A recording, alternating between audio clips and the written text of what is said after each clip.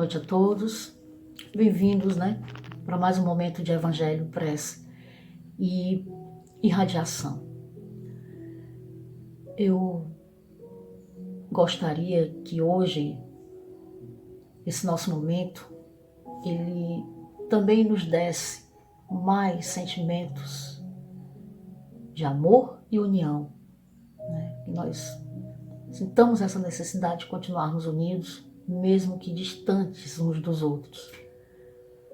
E gostaria já de compartilhar um trecho do volume, do item do capítulo 2, do livro No Mundo Maior, que trata do discurso do espírito Eusébio, um nobre espírito que dirige uma instituição no plano espiritual, que trata do amparo e da orientação para irmãos recém-desencarnados, assim como irmãos encarnados, acometidos de algumas enfermidades, tanto do corpo como da alma. E aí o livro vai tratar de suicídio, de esquizofrenia, dos desequilíbrios do sexo e tantas outras. E André Luiz faz essa empreitada, esse aprendizado, à luz da doutrina espírita. E eu gostaria aqui de ler para vocês uns trechos desse discurso que está lá no capítulo 2. Algumas são frases de encorajamento para o trabalho do bem. Então, diz o seguinte: cada qual tem à sua frente o serviço que lhe compete. Como cada dia traz consigo possibilidades especiais de realização no bem. O universo enquadra-se na ordem absoluta. Indubitavelmente, a intenção não pode ser mais nobre. Entretanto, indispensável considereis a vossa necessidade de integração no dever de cada dia. Impossível é progredir no século sem atender às obrigações da hora. Torna-se imprescindível na atualidade recompor as energias, reajustar as aspirações e santificar os desejos. Alimentemos a esperança renovadora. Não invoqueis Jesus para justificar os anseios de repouso indébito. Ele não atingiu as culminâncias da ressurreição sem subir ao Calvário, e as suas lições referem-se à fé que transporta montanhas. Nosso ministério é de iluminação e de eternidade. Faz-se, pois, mistério, acendamos o coração em amor fraternal à frente do serviço. Não bastará em nossas realizações a crença que espera. Indispensável é o amor que confia e atende, transforma e eleva, como vaso legítimo da sabedoria divina.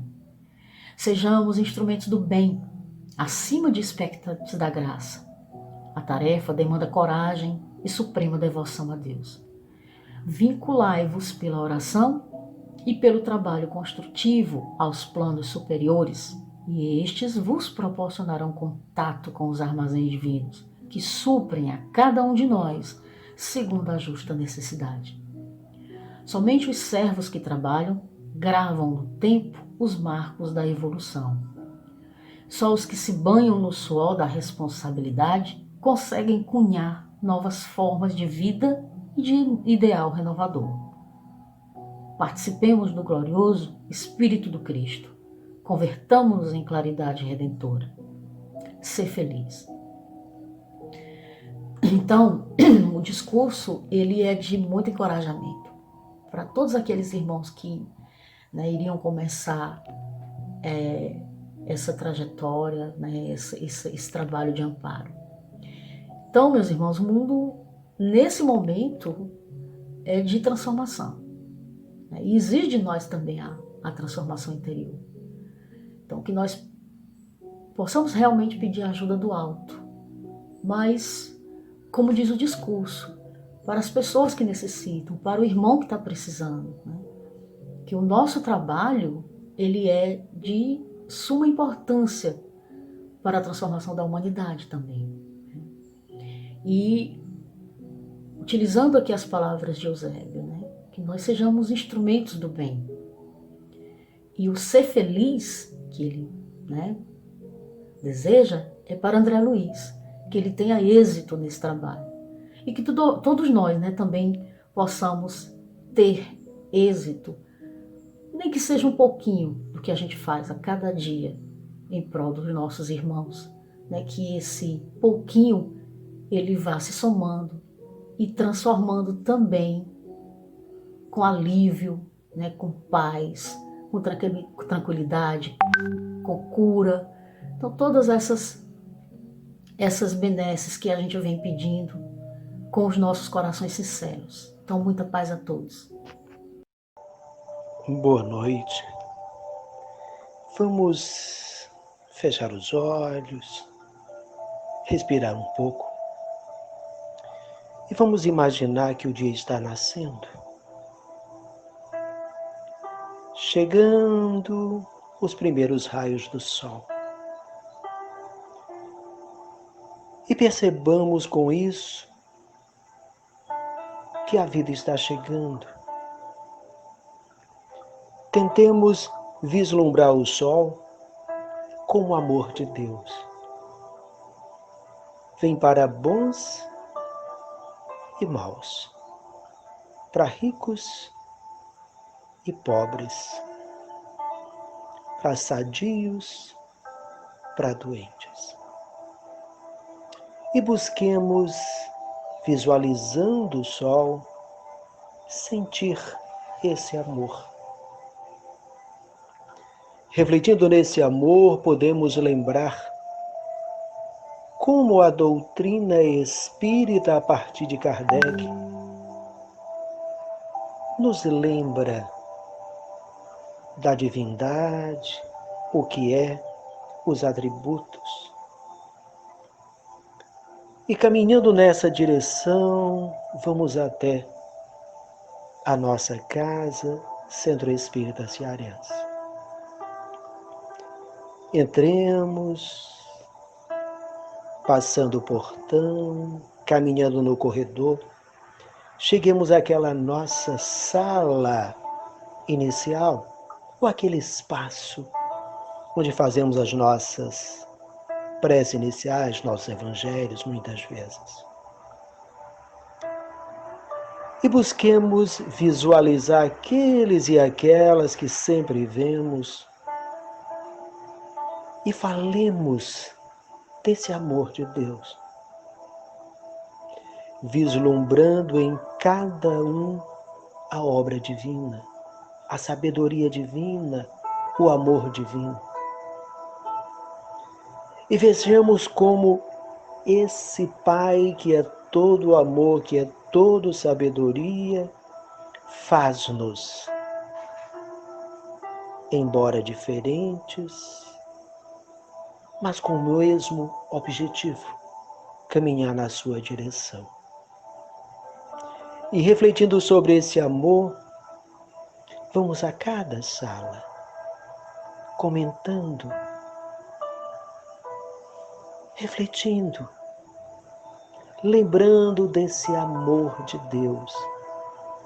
E busquemos em cada sala visualizar, sentir, cumprimentar e comentar sobre o amor de Deus a cada uma, sala a sala, parte a parte da nossa casa. E lembremos desse amor que outros e outras que momentaneamente não se encontram conosco, ou estão do outro lado da vida, ou se afastaram, outros que agora agregados estão no nosso Evangelho, lembrando de cada um, de cada uma, falemos sobre essa nossa percepção e busquemos refletir, conversar, ouvir sobre o amor de Deus. Nesse seu amor, quantos emissários superiores aqui estiveram? Refletemos sobre o maior deles, Jesus de Nazaré. E lembremos como Jesus falava-nos do Pai. E lembrando desse amor de Deus, desse Pai que Jesus ensinava, definia sua lei, vivenciava essa lei, sintamo-nos parte desse amor, parte dessa sabedoria.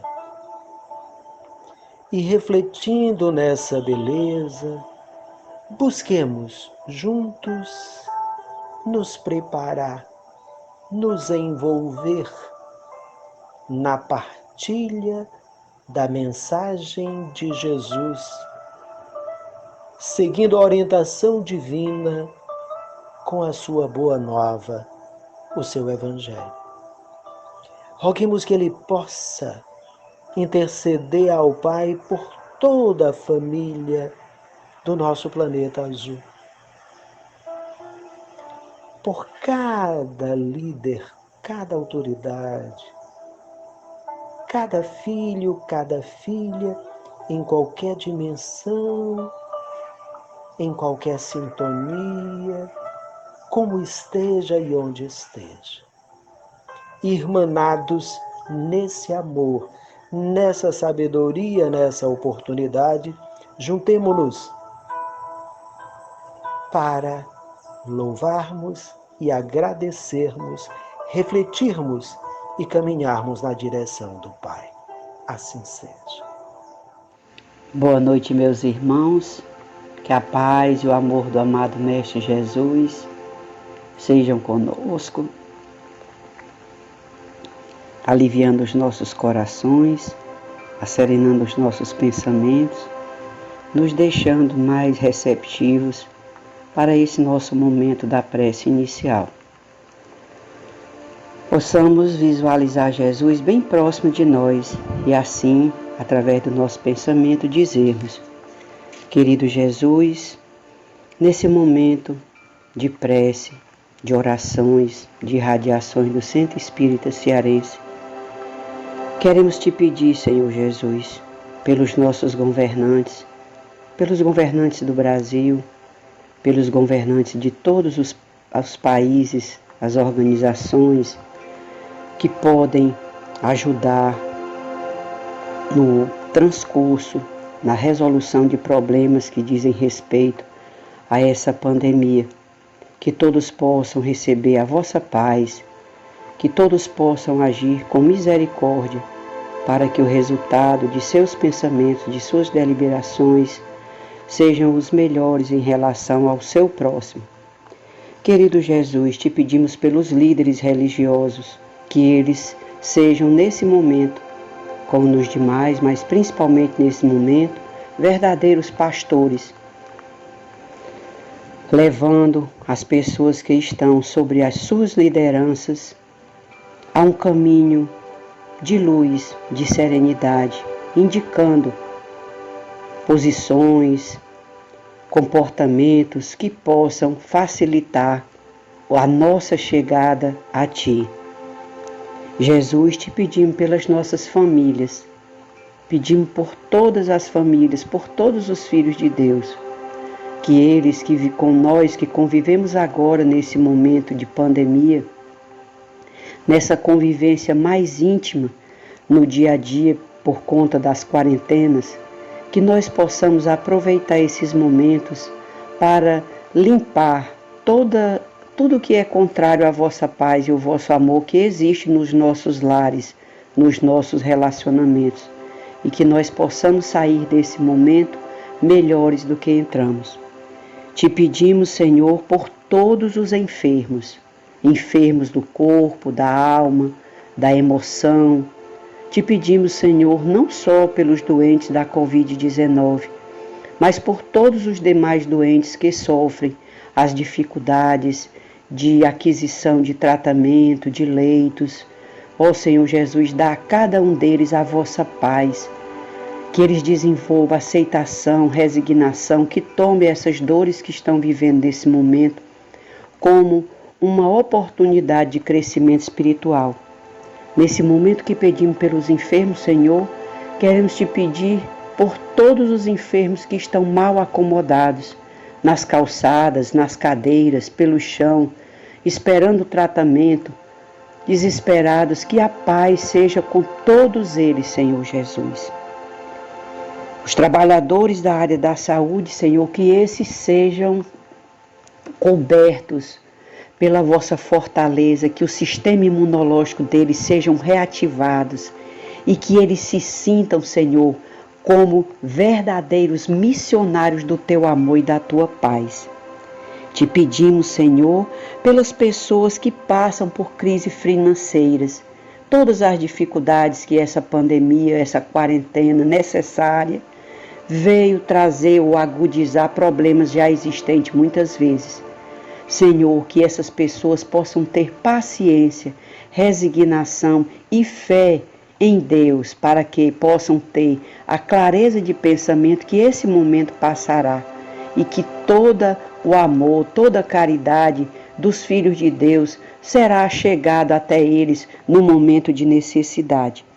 Te pedimos, Senhor, pelos nossos irmãos que moram em condições de ruas, muitos deles agora, além da situação, a doença, a diminuição da chegada das pessoas até eles. Que eles possam ser supridos, Senhor, pela materialização do teu amor na forma da caridade dos irmãos e que de dentro deles brotem paciência, resignação e paz. Te pedimos pelos moradores, pelas pessoas que trabalham na limpeza das ruas, pelas pessoas que moram em condições desfavoráveis.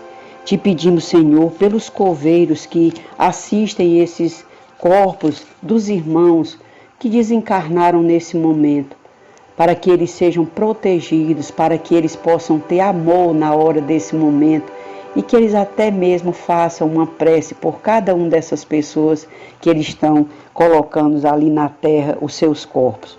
Pedimos, Senhor Jesus, pelos profissionais da segurança pública, que eles sejam refortalecidos na sua força de contato com as pessoas e que eles possam ter a consciência do seu dever, da sua missão. Aos nossos irmãos taxistas, motoristas de aplicativos, motoristas de ônibus, que eles possam, Senhor Jesus, ser amparados no teu amor e fortalecidos na fé, e que o sistema imunológico deles sejam restabelecidos e reforçados. Pedimos, Senhor, pelos desencarnados, que desencarnaram pela Covid-19 e por outras patologias nesse tempo, que eles possam, Senhor Jesus, ser amparados pelo teu amor, que eles possam ter calma na hora da passagem deles, que eles possam despertar, movidos pela fé em Deus, para que o momento de transição seja um momento mais suave. Pedimos pelos nossos irmãos suicidas, que pelas dificuldades de mente, pelo desespero, pela falta de fé, qualquer um desses sentimentos que tenha motivado essa atitude difícil, triste, que esses irmãos possam ser amparados pelos seus anjos guardiões, que eles possam ser amparados por Maria de Nazaré, que trabalha incessantemente por esses irmãos, e que eles possam ter o amparo para viver esse momento mais difícil da transição deles, mas que o desespero não tome conta deles, e sim a consciência e a fé em Deus. Por fim, Senhor Jesus, te pedimos, fica conosco, Senhor Jesus, hoje e por todo sempre. Derrama sobre nós bênçãos que tragam para nós equilíbrio físico, mental, emocional e espiritual. Que assim seja. Boa noite, meus irmãos. Que a paz esteja convosco. O Médico Jesus, de José Carlos de Luca, item 2. Mudança de rumo. Se estás doente, meu amigo, acima de qualquer medicação, aprende a orar e a entender, auxiliar e a preparar o coração para a grande mudança. Emmanuel. Quando estamos em um lugar que nos desagrada e nos provoca algum sofrimento, a solução mais lógica é deixarmos esse lugar, esse local. Quando pretendemos chegar a uma cidade ao norte e pegamos uma estrada ao sul, precisamos fazer uma conversão para alcançar a rodovia correta. Na enfermidade ocorre a mesma coisa. A doença é um aviso de que estamos dirigindo o carro da nossa vida pela estrada errada. E geralmente essa estrada se chama desequilíbrio. Por isso, não há cura verdadeira sem a mudança da estrada, sem uma conversão da nossa parte. Desacelere o carro da sua vida. Faça uma parada. Se você continuar correndo desse jeito, vai se arrebentar na primeira curva das dificuldades. Reflita sobre seus atos e caminho sem nenhum propósito e se culpar pelo que tem feito. O objetivo é torná-lo consciente das escolhas que tem feito, estimulando-o a tornar uma nova estrada do que o levará ao destino da saúde e da felicidade. Em todas as curas que realizava, Jesus sempre apresentava aos enfermos a proposta: não peques mais. Isto é, do não voltes a errar. E que para nós significa a necessidade de mudança de rumo. Qualquer processo sincero de cura nos solicita. Muitos aqui Jesus curou voltaram a adoecer porque não mudaram de vida, persistindo em seus velhos hábitos doentios. Tínhamos consciência de que custará muito menos mudar do que experimentar o sofrimento do cotidiano. Nenhum processo de cura estabelece sem condições indispensáveis: consciência e mudança. Nunca é tarde para mudar de caminho, por piores que tenham sido as estradas do erro percorridas. Jesus não desiste de você. A doença é um chamado para voltarmos ao caminho do bem, como há 2000 anos atrás. O médico Jesus está pronto para lhe curar. E você está pronto para a mudança? Meus amigos, está aí. Só cabe a nós, a cada um de nós, fazer a nossa parte. Que Jesus nos abençoe e nos cubra com muita paz e com muita luz. Boa noite. Fique com Deus. Boa noite. O médico Jesus, esse texto, mudança de rumo, o que ele quis dizer, que eu entendi, que nós devemos, ter mais cuidado, prestar mais atenção na nossa vida, no que nós estamos fazendo, porque os nossos excessos nos levam à doença, E é como diz o texto, nós estamos no caminho errado. Quando a doença chega, o que é que nós devemos fazer? Parar, e prestar mais atenção e mudar de rumo mesmo, Se curar, como diz mesmo no texto, Jesus fala que ele curou as pessoas e aí as pessoas continuavam na mesma estrada, não melhoravam, E que nós devemos que fazer, mudar a estrada, mudar o rumo. Não está bem, teve doente, então vamos mudar a nossa maneira de viver uma vida mais saudável. E é isso aí, meus irmãos. Boa noite para todos. Boa noite a todos. Leitura do item 3, quando a doença chegar. Lembremos-nos de que, por vezes, perdemos a casa terrestre a fim de aprendermos o caminho da casa celeste. Há épocas em que as feridas do corpo são chamadas a curar as chagas da alma, e situações em que a paralisia ensina a preciosidade do movimento. Emmanuel. Se a doença o visitou, não pense que você esteja sendo punido por Deus. Se quiser se curar, pare de pensar em castigo, porque castigo é maldade. E maldade não tem poder de curar coisa alguma. Pense na doença como uma professora de seu aprimoramento espiritual, como alguém que veio salvar de um caminho perigoso, em que você se conduzia e não percebia que estava prestes a cair no precipício. A doença é o caminho que poderá levá-lo a uma vida mais saudável e feliz, desde que não mergulhe nas águas de revolta e de desespero. Você acha que Deus não está interessado na sua felicidade? A palavra vingança não existe nos códigos divinos. Deus nos ama, sobretudo quando estamos frágeis e precisando de ajuda, como agora. Qual pai amoroso que não faria qualquer coisa para resgatar o filho em perigo? Jesus se apresentou para nós como o bom pastor. O pastor que nos conhece e que está disposto a dar a sua vida por nós. Jesus sabe até a quantidade de cabelos em nossa cabeça e por isso conhece nossas dificuldades do momento. Ele nos acompanha atentamente e deseja aproveitar as tempestades de agora para lavar nosso coração da raiva, da vingança, da mágoa, da tristeza e do medo. Se continuássemos sujos, não suportaríamos o peso das nossas próprias mazelas. Os problemas em geral procuram nos arrancar da loucura do mal, proporcionando-nos um choque que nos desperta para as coisas essenciais da vida.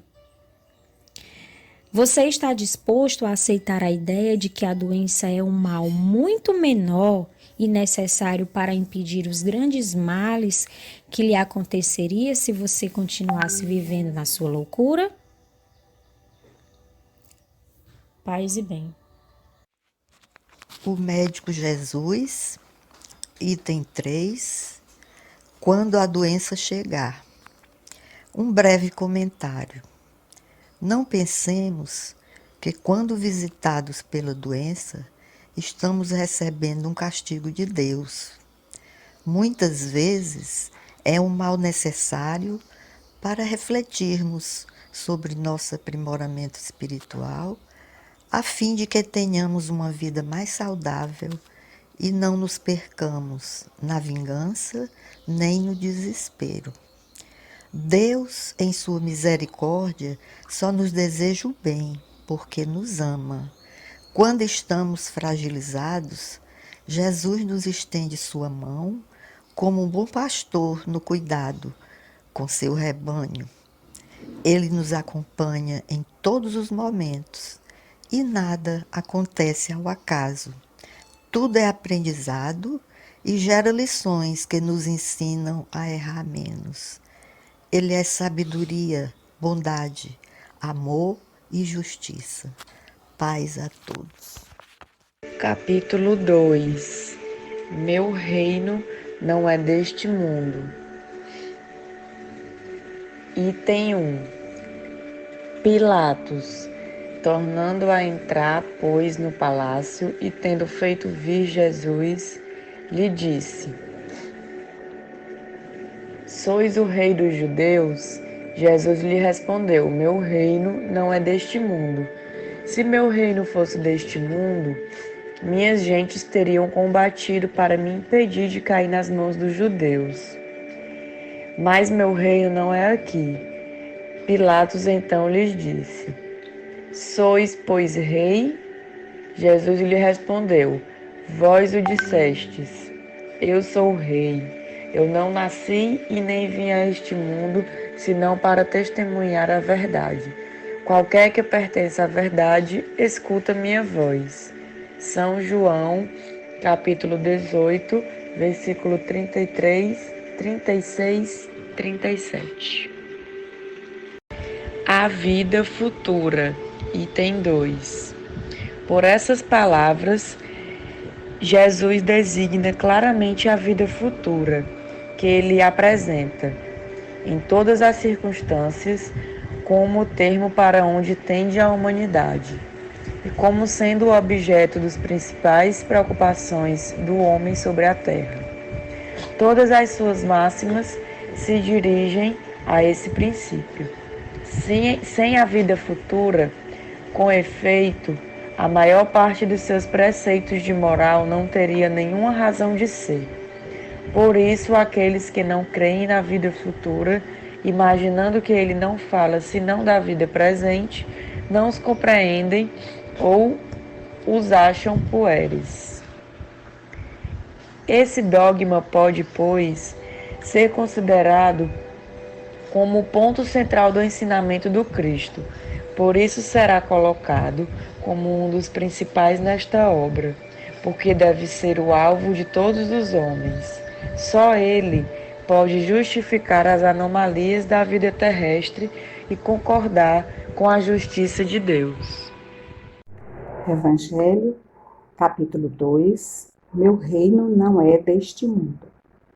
Item 3, que trata da a vida futura. Os judeus não tinham senão ideias muito incertas quanto à vida futura. Acreditavam nos anjos, que consideravam como seres privilegiados da criação, mas não sabiam que os homens pudessem vir a ser um dia anjos e partilhar sua felicidade. Segundo eles, a observação das leis de Deus era recompensada pelos bens da terra, pela supremacia da sua nação, pelas vitórias sobre seus inimigos, as calamidades públicas e as derrotas era o castigo de sua desobediência. Moisés, sobre isso, não poderia dizer mais a um povo pastor, ignorante, que devia ser tocado, antes de tudo, pelas coisas deste mundo. Mais tarde, Jesus veio lhes revelar que há um outro mundo, onde a justiça de Deus segue seu curso. É esse mundo que ele promete àqueles que observam os mandamentos de Deus, e onde os bons encontrarão sua recompensa. Esse mundo é o seu reino. É aí que ele está em toda a sua glória, para onde vai retornar ao deixar a terra. Entretanto, Jesus, conformando o seu ensinamento ao estado dos homens da sua época, não acreditou dever lhes dar uma luz completa, que os teria ofuscado sem esclarecê-los, porque não o teriam compreendido. Ele se limitou a colocar de alguma sorte a vida futura em princípio como uma lei natural a qual ninguém pode escapar. Todo cristão crê, pois, forçosamente na vida futura. Mas a ideia que muitos fazem dela é vaga, incompleta e, por isso mesmo, falsa em vários pontos. Para um grande número, não é senão uma crença sem certeza absoluta. Daí as dúvidas e mesmo a incredulidade. O Espiritismo veio completar nesse ponto, como em muitos outros, o ensinamento do Cristo quando os homens estavam amadurecidos para compreenderem a verdade. Com o Espiritismo, a vida futura não é mais um simples artigo de fé, uma hipótese. É uma realidade material demonstrada pelos fatos, porque são as testemunhas oculares que vêm descrevê-la em todas as suas fases e em todas as suas peripécias, de tal sorte que não somente a dúvida não é mais possível, mas a inteligência mais vulgar pode fazer ideia do seu verdadeiro aspecto, como se imaginasse um país do qual se leu uma descrição detalhada. Ora, essa descrição da vida futura é tão circunstanciada As condições de existência feliz ou infeliz daqueles que aí se encontram são tão racionais que podemos dizer, apesar disso, que ela não pode ser de outra forma e que está lá a verdadeira justiça de Deus. Item 4, do mesmo capítulo, que trata da realeza de Jesus. O reino de Jesus não é deste mundo, é o que cada um compreende, mas sobre a terra não terá também uma realeza? O título de rei não implica sempre no exercício de um poder temporal. Ele é dado por um consentimento unânime àquele que seu gênio coloca em primeiro plano em uma ordem de ideias quaisquer, que domina seu século e influi sobre o progresso da humanidade. É nesse sentido que se diz: o rei ou o príncipe dos filósofos, dos artistas, dos poetas, dos escritores, etc.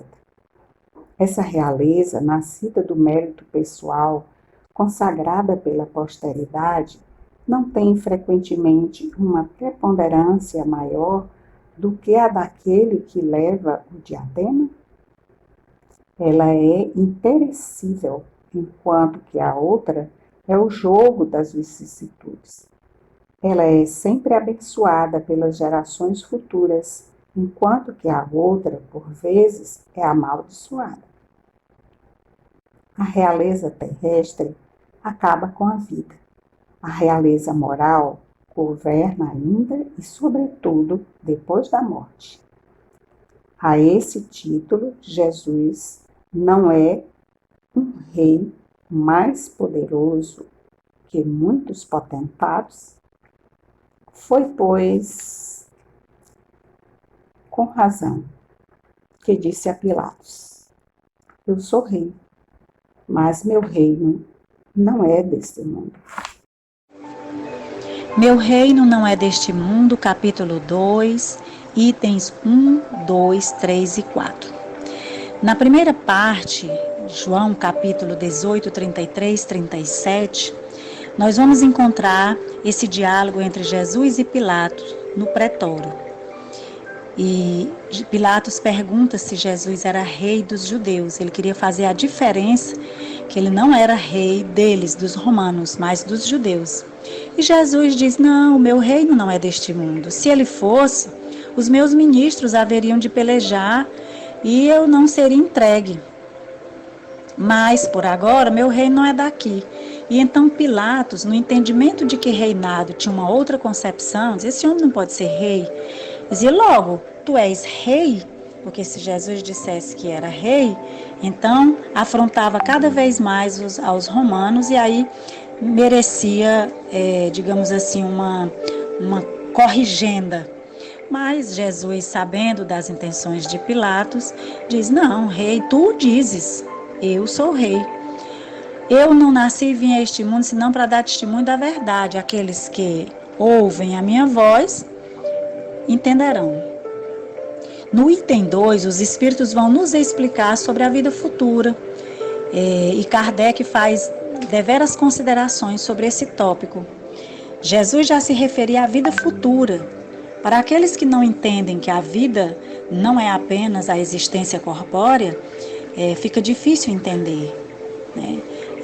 As preocupações do homem da Terra, que são objetos de muitos dias da existência humana, elas trazem para o homem um princípio de que os valores amoedados são importantes e que as coroas, que os títulos são importantes, mas sem a compreensão da vida futura. E se não creem na vida futura, esses valores passam a ser mais fortes aqui na Terra.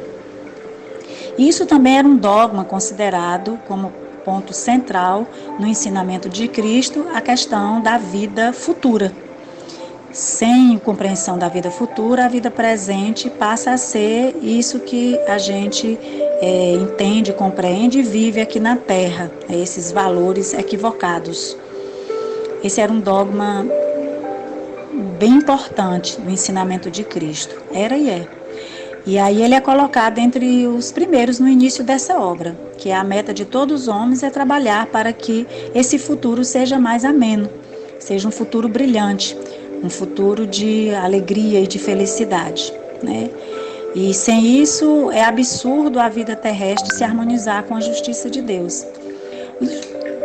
Os judeus não tinham uma ideia muito clara sobre a vida futura. Eles achavam que existiam anjos, outros seres que eram privilegiados e que esse privilégio também era uma conquista das posses, dos bens da terra, né? E que Deus recompensava as pessoas com esses bens aqui na terra, né? Uma visão equivocada e que Moisés também deu corpo a essa visão, porque era uma forma de fazer as pessoas entenderem que se eles não fizessem o que era necessário, haveria castigo. Então, também trouxeram a concepção de um Deus que castigava, né? E o povo ignorante, os pastores, precisavam ser tocados pelos interesses deste mundo antes de tudo. E aí Jesus vem revelar que não, existe outro mundo onde a justiça de Deus se realiza, não é somente esse aqui, e Deus não recompensa os homens pela quantidade de bens que eles amontoam. E aí ele conformou o ensino de Moisés ao ensino moral dele, né? Tentando fazer com que os homens atingissem um outro estágio de compreensão da vida futura, do que é a vida futura e a vida terrena. E aí ele traz estas máximas, né? Meu reino não é deste mundo, e que a felicidade é uma conquista permanente e um entendimento claro e concreto de que a vida futura existe e de que as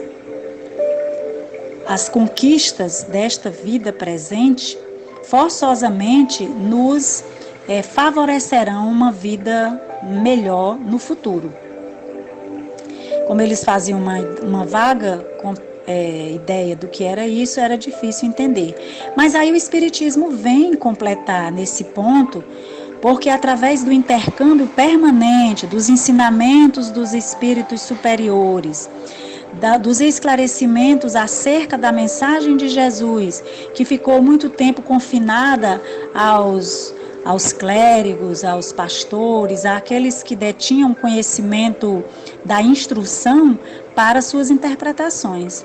E a doutrina espírita vem trazer clareza para os nossos dias, nos ensinando o que Jesus queria dizer com tudo aquilo que ele nos apresentava. E nós temos esse manancial de bênçãos, de informação sobre todas as passagens do Evangelho, que muitas vezes são obscuras ou não são muito claras na compreensão dos nossos irmãos de outras religiões. Então, a ciência espírita traz a descrição dessa vida futura de tal maneira circunstanciada às nossas ações que fica muito difícil a gente não entender. Elas são racionais e elas nos proporcionarão um reinado feliz ou infeliz, dependendo da nossa concordância e das nossas ações, né, com a justiça de Deus. E no item 4 desse mesmo capítulo, ainda sobre as reflexões de Kardec e as orientações dos espíritos, ele vai reforçar e referendar a ideia de que Jesus já havia preconizado junto a Pilatos: o meu reino não é deste mundo, né? A realeza não estaria apenas nos títulos. O título de rei não é exercício, nem sempre exige o exercício de um poder temporal. E aí ele vai também trazer que a realeza vai nascer do mérito pessoal nosso, né, de cada um. E que muitas vezes, se nós não dermos preponderância a esta transformação interior, esta reforma íntima, nós não participaremos deste reinado como imaginamos. Né? A realeza terrena vai acabando com a vida da terra, com a vida física na terra, mas a moral, ela continua a imperar, mesmo depois da morte. E aí, sobre este aspecto, Jesus não é um rei mais poderoso que muitos potentados, porque o reinado se elastece, se horizontaliza, vai além do mundo terreno para o mundo da felicidade, ou o mundo dos justos, ou o mundo maior. Claro, é um reinado muito grande, não é circunstanciado e nem geograficamente localizado. E aí foi com razão que ele disse a Pilatos: eu sou o rei, mas o meu reino não é deste mundo. Seria muito pequeno um reinado de Jesus apenas no plano físico, né? É um reinado que se estende, porque Jesus, coordenando o planeta, é também um dos crísticos do sistema planetário, do sistema solar. Então, ele é muito maior do que nós imaginamos. É o guia, é o condutor das nossas vidas, nos ensinando, nos orientando, e nós ainda deveremos viver muitas existências para compreender esse seu reinado e começar a construí-lo dentro de nós, sem hesitação, sem recuos, né? Sem rebeldias, sem revoltas. Construir o reinado de Deus dentro de nós é construir a paz e a serenidade e manter este intercâmbio permanente com o seu amor, com a sua justiça e com a sua luz. Que fiquemos com esta reflexão, nos perguntando: estamos de fato construindo o reino de Deus dentro de nós aqui na Terra? Esta construção nos favorece a felicidade, mesmo diante dos espinhos que temos que pisar?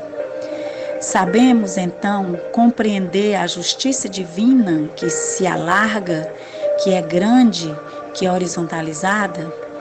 Quanto tempo estamos dedicando e destinando às nossas mudanças, à nossa reforma interior, às nossas transformações?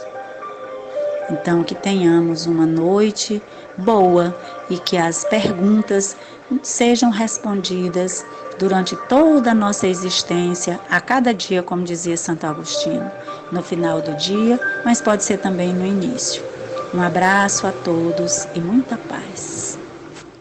Senhor Jesus, agora mais harmonizados com teus ensinamentos, mais conscientes do nosso lugar nesse mundo, pedimos, irmão maior, que tua luz, tua bênção, através dos espíritos do bem, encham de boas energias toda a água que nós e nossos familiares venhamos a beber. Que estejam cheias de bálsamos salutares, Senhor, e que possamos assim extinguir do nosso corpo físico e espiritual todas as enfermidades. Assim seja. Boa noite, meus irmãos, meus companheiros. Que o amor de Jesus esteja conosco. Mestre Jesus, nosso irmão maior, nosso companheiro de todas as horas, te agradecemos por essa oportunidade que aqui tivemos, reunidos em teu nome. Que todas essas preces, que a leitura do Evangelho, a música, todos esses momentos que tivemos nesse encontro, Senhor, possa intensificar cada vez mais, modificar o nosso eu, o nosso pensamento, que energias salutares foram emitidas por nós encarnados nesta reunião, sirva, Senhor, de bálsamos em forma de preces para esses irmãos que estão necessitando. Para nós, nossos familiares e todo o nosso país. Abençoa todos eles, Senhor. Abençoa nós nesse momento. E muito obrigada, Senhor, por essa oportunidade, por esse banquete que nos é proporcionado todas as noites. Que a tua paz e a tua luz esteja sempre conosco. Que assim seja. Vamos unidos a Sheila, numa alegria sem fim, cantar com os passarinhos que esvoaçam no jardim. Esta flor tão perfumada, quando está juntinho a nós, deixa sempre o seu perfume e o calor de sua voz. Irmã Sheila, tão querida, vem trazermos essa luz, ilumina nossa vida nos caminhos de Jesus.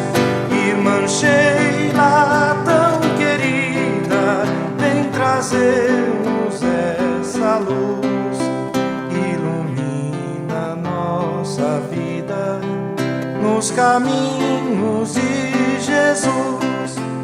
Ao enfermo que espera fraternidade e amor, levaremos esta noite lenitivo a sua dor. Como bons samaritanos, e a Sheila nos guiar, seguiremos confiantes, sempre alegres a cantar.